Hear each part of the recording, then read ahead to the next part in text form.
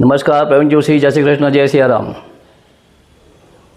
ભાઈઓ, આજકાલમાં તમે જુઓ છો કે સ્ત્રીઓ વધુ એગ્રેસિવ બની ગઈ અને પુરુષો થોડા માઇલ્ડ થઈ ગયા। તમને કારણ સમજાવું મારી દૃષ્ટિએ।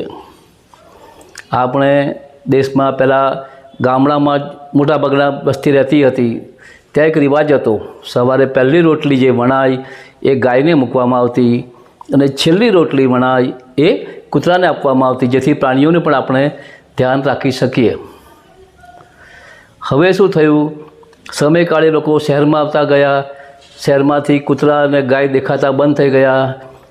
પતિને ઓફિસ જવાની ઉતાવળ એટલે પત્ની પહેલી ગરમ રોટલી એના પતિને પીરસે, એટલે એ થયા ગરીબડા ગાય જેવા।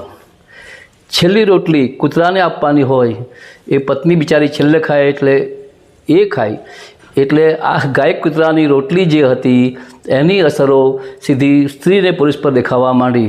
મજા આવી હશે। ધન્યવાદ। Thanks a lot, keep watching and subscribe two.